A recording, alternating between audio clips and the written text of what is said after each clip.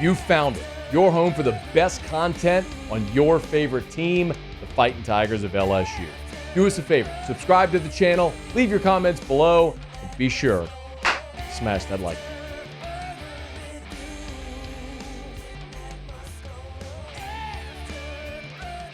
Shea Dixon on 3, the Bengal Tiger, is with us as he is every Tuesday. Shady, how are you, man? I'm doing well. How are you, Matt? Doing great. Appreciate you as always. So was out there at practice today, and it's very obvious when you have a lot of dudes who are like in, street clothes that aren't LSU-issued gear, so they're not people associated with the program, that it's recruits down there. I mean, there's a ton of them. So let's go through it, man. Who notably has been on campus here in the last week since you and I talked last? Well, they had a pretty busy weekend this past weekend with guys coming in because there was Battle, brand at New Orleans, throwing a big 7-on-7 event, and then there was OT7 in Dallas, which is kind of the big 7-on-7 national touring event. So they were able to parlay that into a lot of guys coming over to campus, driving over from New Orleans or, stopping through on their way to Dallas, or they were coming or headed west. So they don't have a quarterback committed, right? And in the post-Underwood world, people were wondering what would happen this class. And you and I have talked plenty on the radio about most of the quarterbacks commit early, so most of the top 10, 15 are committed somewhere. And Bo Bentley's the top 5 quarterback who is not committed anywhere. OU is kind of considered the leader, but it was really the only school he's visited. So Chad Simmons and Wiltfong, our national guys, caught up with him. And he said the visit weekend blew him away. So keeping an eye on that one out of Texas as they try to land a quarterback in this class. And then receiver, we've talked time and again that this could be a banner year at receiver given what they already have committed. A couple of guys in Louisiana who are 4 stars, first-team All-State, playing in high classifications, Ja'Kai Anderson and Kenny Darby. But Boobie Feaster was on campus, the top 10 wide receiver prospect who plays at DeSoto in Texas, a school LSU recruited well, but is also a guy from Louisiana. So then you look at Tristan Keys on campus right now. He's actually probably wrapping up his visit, but came in yesterday, saw practice today. I've talked about him on the show before, kind of because he's the number 1 receiver in the country and he's a 5-star, but more so because he went to Hattiesburg High, where I walked the halls with many moons ago. So, yeah, he's a major priority. And that's another thing that I think people just don't realize maybe when they think about a Mississippi kid. Well, you've got Ole Miss and State, and Bama's on him hard, and Tennessee.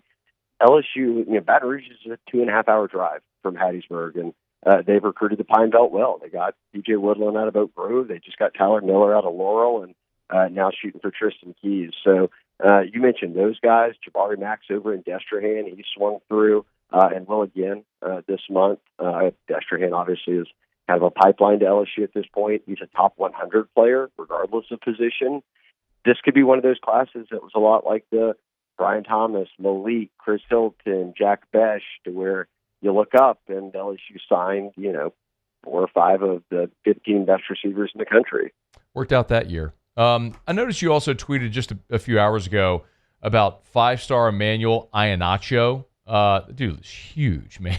What can you tell us about him? Yeah, I saw him in the New Orleans at the Super Bowl, did a Nike event for 32 teams and 32 players from kind of each area repped them. Blaine Bradford from Catholic was for the Saints. So I'm not sure was there for Redskins or I guess Commanders, someone up on the East Coast. But I can confirm, large human. And that's also he can move. And that's why he's got every offer in the world. That's why he's a 5-star. That's why he's jockeying with a guy named Jackson Cantwell for the number 1 or 2 offensive tackle in the country. Regardless, both are elite. And when I talked to him then, it was one of those things where I am getting recruited by every school in the country. I've lined up some officials. I haven't done the rest of them, but in terms of unofficial visits, here's what I've gotten free in the month of March. And he had one sort of stretch where he said, I may visit LSU, but there's like 20 other teams that want me to visit. And sure enough, here he is, pops on the campus today, and we'll be here for a couple of days. So that's big. I mean, Brad Davis has never lacked for recruiting elite offensive linemen, and so it's no shocker that a kid from the Baltimore, D.C. area is someone who's going to swing through for a visit as he continues to try to stockpile guys in the trenches. So that's a very big visit today. That's a top 10 overall prospect. 6'6", 350. That's just ridiculous. Kids that are like juniors in high school that are that big, but I guess that's how you end up 5-star. Shea Dixon on 3, the Bengal Tiger. Shea, what is there? We talked about quarterback, but when we're looking at 26, a real position group of need where they feel like they're going to have to address through high school recruiting? You never want to skip quarterback, obviously. I think D tackle is one that's going to have to continue to be addressed portal-wise and high school recruiting, and hopefully Kyle Williams brings some stability there. It's his first year on the trail. We'll see kind of who all they end up with, but fortunately they have the number 1 D lineman in the country committed in Richard Anderson out of Edna Carr, so pretty nice start there.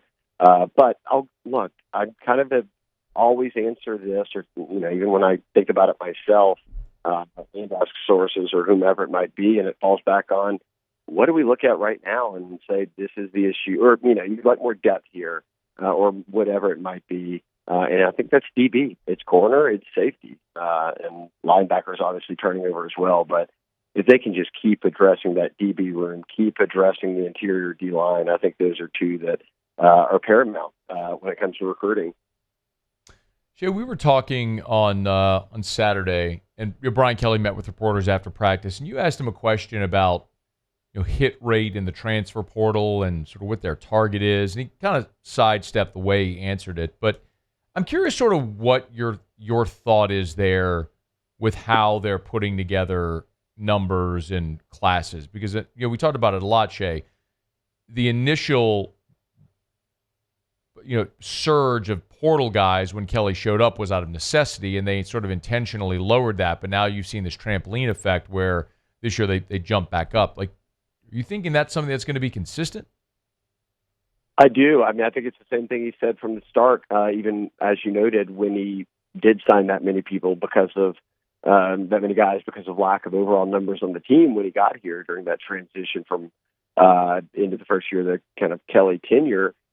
He just maintained, hey, look, I want to sign around 25 high school guys, 25 to 30, and then you could do the math from there. He said he did, maybe hit 10 portal guys, but probably less, probably fewer, and that it would be very specific to who helps the team next year type of thing quite often.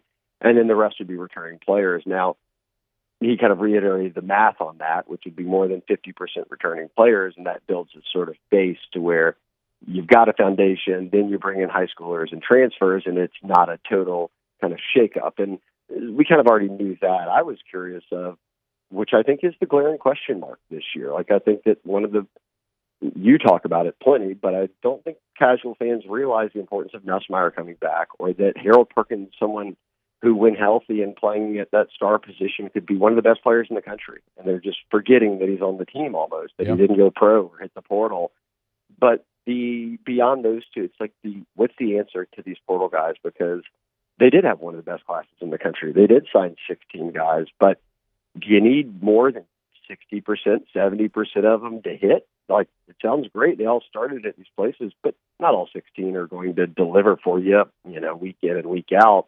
And what is that threshold, I think, will kind of answer us how good or how far they go this season. Do they make the playoffs? And perhaps, as I kind of said, and I think it's obvious, is it more positionally? Like, they took DB, corners and safeties that have to come through for them. They took D linemen, whether DNs or edge rushers, that have to come through for them. So I am curious to see how that plays out. I think that is the biggest storyline for me relative to success, is how good is this transfer class that is heralded as arguably the best in the country. Yeah. It's you brought up a good point about the first year in the portal.